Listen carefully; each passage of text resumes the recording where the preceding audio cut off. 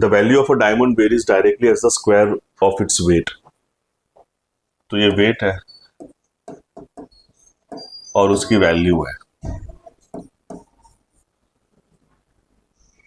If the diamond worth ₹10,000 is divided into two pieces in the ratio 4:6, इसको 4:6 की ratio में divide किया है, तो मतलब पहले उसका वेट 10 होगा तो उसकी वैल्यू 10,000 होगी, सॉरी 1000 होगी, 100 होगी, 10 का स्क्वायर। अब नई वैल्यू क्या हो गई, 4 square plus 6 square which is 16 plus 36, तो कितनी हो गई, 52 हो गई। What is the loss in value, तो 100 की 52 हो गई। अच्छा 100 की वैल्यू 100 की 52 हो गई, तो मतलब 48 से लॉस हुआ है। अभी 100 की जो वैल्यू है वो 10,000 दे रखी है, बिकॉज इनिशियल कॉस्ट उसका 10,000 था, तो एक की वैल्यू 100 होगी। तो लॉस इन वैल्यू कितना हुआ था, 100 का 52 48 था ना, तो 48 की वैल्यू 4,800 होगी। तो परसेंटेज में पूछा है, तो लॉस कितने का हुआ है, 4,800 का। इनिशियल कितना था, 10,000 इंटू 100। ये दो काट दो, ये दो काट दो, ये दो काट दो, ये दो काट दो, तो 48% का लॉस हुआ है ना। That is the answer. Okay, A is proportional to B. A जो है वो बी को डायरेक्टली प्रोपोर्शनल है, and B is inversely proportional to 1/c, and c is proportional to square root of d, and d is directly proportional to cube root of e. Assuming positive integers, if a increases, अगर a increase होता है तो b भी increase होगा, अगर b increase होता है तो c decrease होगा, अगर c decrease हो रहा है तो d increase होगा, अगर d increase हो रहा है तो e भी increase होगा। तो अगर a increase होता है तो e increase होगा। Okay, next, the price of a book varies directly as the number of pages.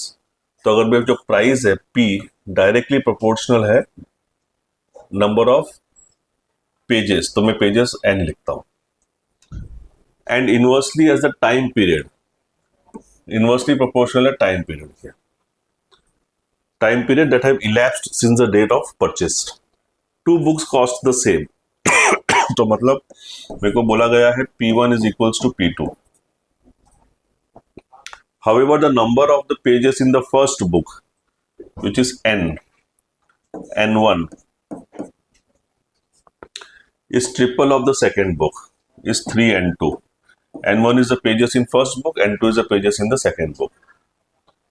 If the first book is sold in 18 years, तो T1 मेरे को दे रखा है 18 years. How long ago was the second book sold? मेरे को T2 की value निकालनी है, ठीक है ना। तो इस रिलेशन के हिसाब से P is KN/T, which means P1 is KN1/T1 and P2 is KN2/T2। इन दोनों का रेशियो निकाल लेते हैं।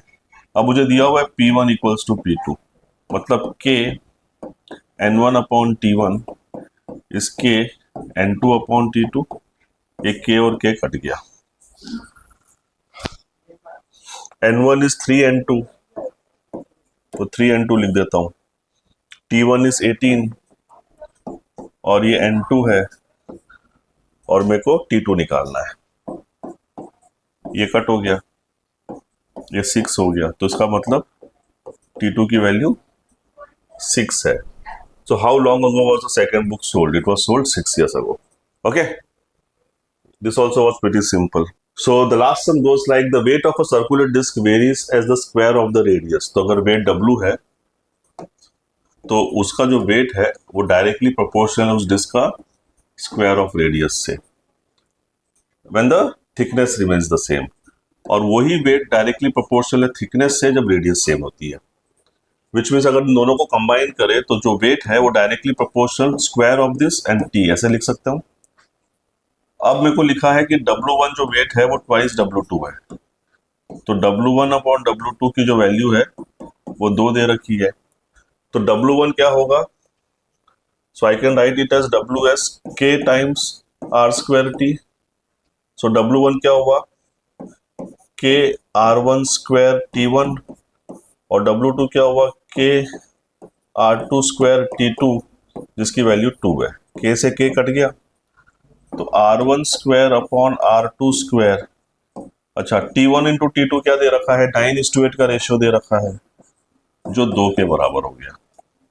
सो R1 square upon R2 square क्या हुआ, 16 अपॉन 9।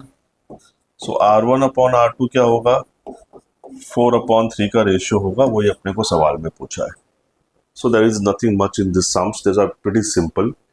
ऐसे कोई सम्स आए तो please definitely attempt this kind of sums, ratio निकाल लो, फर्स्ट सिनेरियो सेकंड सिनेरियो का, आपको जो चाहिए वो आंसर मिल जाएगा। All the best, I hope you enjoyed the video. Welcome, I hope you liked my videos on ratio and proportion.